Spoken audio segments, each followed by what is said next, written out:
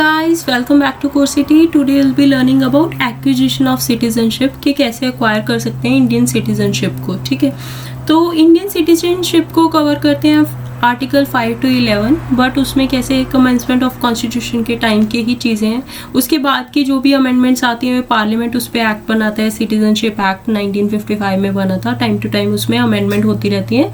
And recent जो amendment हुई 2019 में हुई for the Muslim majority countries Bangladesh, Pakistan and Afghanistan के लिए. ठीक है, तो एक्विजिशन ऑफ सिटीजनशिप में क्या होता है, एक तो बाय बर्थ हम एक्वायर कर सकते हैं, बाय डिसेंट कर सकते हैं. तो देयर आर वेरियस 6 वेज. ठीक है, तो बाय बर्थ में क्या होता है कि अगर जनवरी 26, 1952 1987 के बीच का जो टेन्योर है, अगर आपकी किसी भी पेरेंट की नेशनैलिटी इंडियन नहीं भी है और you live in India, born in India, तो क्या होगा कि आपको बाय बर्थ जो है सिटीजनशिप मिल जाएगी. 1987 के बाद का क्या इम्प्लीमेंटेशन है कि अगर आपका एक भी पर्सन पेरेंट जो है वो सिटीज़न ऑफ इंडिया है तो आप अक्वायर कर सकते हो सिटीजनशिप ऑफ इंडिया. ठीक है, December 3, 2004 के बाद का क्या क्लॉज है कि ईदर ऑफ पेरेंट जो है वो सिटीज़न ऑफ इंडिया है और दूसरा पेरेंट इलीगल माइग्रेंट नहीं है, तो आपको सिटीजनशिप बाय बर्थ मिल सकती है. ठीक है, जब उसका बर्थ हुआ था, उस पर्सन का बर्थ हुआ था, उस टाइम पे इलीगल माइग्रेंट नहीं है. The children of foreign diplomats जो पोस्टेड इन इंडिया है वो एक्वायर नहीं कर सकते इंडियन सिटीजनशिप को बाय बर्थ.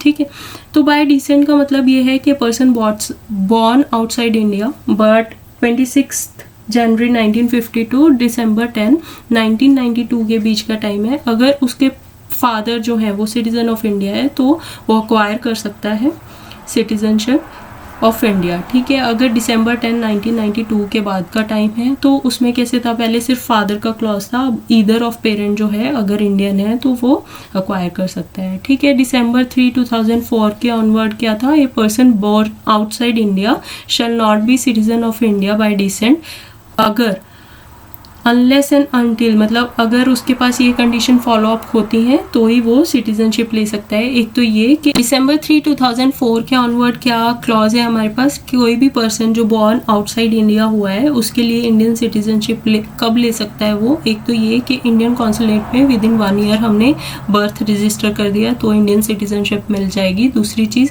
सेंट्रल गवर्नमेंट की परमिशन ले ली अगर 1 ईयर के बाद हम रजिस्टर करते हैं.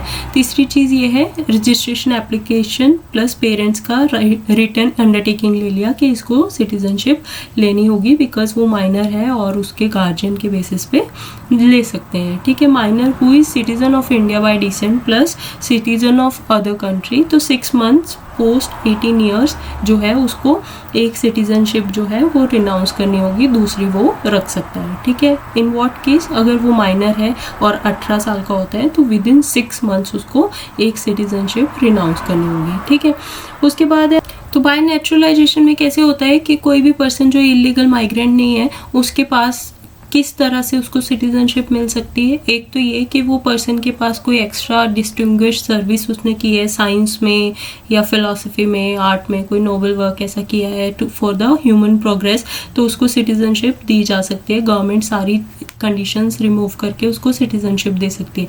दूसरी चीज़ ये हो सकती है कि वो किसी 22 लैंग्वेजेस जो हमारे 8th शेड्यूल में मेंशन है, एक बार वो रीड कर लेना, उसमें से अगर कोई भी लैंग्वेज की एडिक्वेट नॉलेज उसके पास है तो उसको सिटीजनशिप दी जा सकती है. ठीक है, और तीसरी चीज़ ये है कि अगर वो गुड कैरेक्टर का है एंड देन ये है कि लास्ट 14 ईयर्स में से 11 साल वो यहाँ पे रहा है और पिछले 12 महीने भी वो यहाँ पे स्पेंड कर चुका है. इन दैट केस उसको बाय नेचुरलाइजेशन सिटीजनशिप मिल सकती है. ठीक है, या तो फिर ये है कि वो इंडिया में रहा है या कोई गवर्नमेंट की ऐसी सर्विस में रहा है फॉरेन में या इंडिया में कैसे भी पिछले 12 महीने से, तो भी उसको सिटीजनशिप मिल सकती है. ठीक है, या फिर किसी और कंट्री की उसके पास सिटीजनशिप है वो उसने अनाउंस कर दी तो वो इंडियन सिटीजनशिप ले सकता है. ठीक है, कोई भी पर्सन जो ऐसी कंट्री को बिलोंग नहीं करता है जहाँ की सिटीजन को वो इंडिया सिटीजनशिप नहीं दे सकता है, वहाँ से अगर बिलोंग नहीं करता है देन ऑल्सो इंडिया की सिटीजनशिप पर्सन ले सकता है बाय नेचुरलाइजेशन. ठीक है, तो ये acquisition of citizenship by naturalisation के क्लॉजेज है.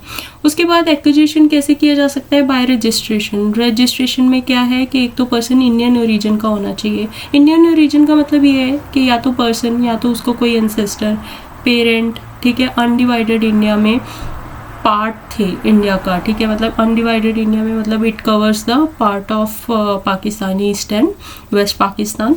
तो अगर उसका पार्ट थे, ठीक है, और अगस्त 15 1947 में उस पोर्शन का पार्ट थे जो इंडिया में आ गई, तो they can acquire by registration the citizenship। Indian origin plus Indian resident for 7 years before the application, ठीक है, या फिर Indian origin resident in any country outside undivided India पहले थे, ठीक है, बट इंडियन ओरिजिन के हो तो भी आप ले सकते हो। आप किसी इंडियन सिटीजन से मैरी किए हो बट 7 साल बिफोर द एप्लीकेशन आप वहाँ पे रहे हो, या आप माइनर चाइल्ड हो किसी इंडियन सिटीजन का, ठीक है, फुल एज और कैपेसिटी में हो मतलब एडल्ट हो तो आप रजिस्टर कर सकते हो, और आप के जो इंडियन सिटीजन जो पेरेंट्स हैं उसके साथ रजिस्टर कर सकते हो। फुल एज एंड कैपेसिटी की हो, ईदर ऑफ द पेरेंट जो है वो इंडिपेंडेंट इंडिया का पार्ट था, ठीक है, और आप 1 साल इमीडिएटली वहाँ पे रुके हो तो आप अक्वायर कर सकते हो सिटीजनशिप, ठीक है। तो ऐसे करके कुछ कुछ क्लॉजेस हैं, वो देखना आप थोड़ा दिमाग में रखना कि कौन कौन से क्लॉजेज हैं।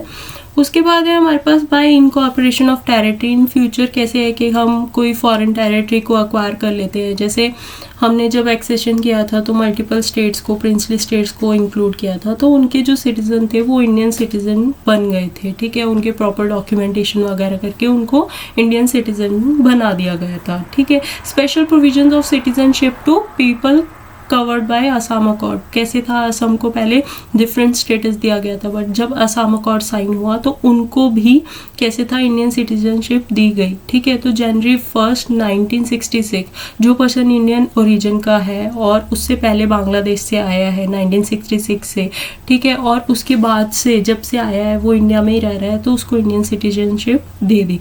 दूसरी चीज़ ये थी कि 10 साल में कैसे था कि इंडियन ओरिजिन का है 1966 टू 1971 आया है और वह तब से वो रेजिडेंट है, तो उसको 10 इयर्स जो था वो फॉरेन की तरह रहेगा, no right to vote, but उसके बाद उसको सिटीजनशिप अक्वायर हो सकती है, ठीक है। तो these are the clauses for the acquisition of citizenship. That's all for this lecture. Subscribe to Coursity and stay tuned. Bye.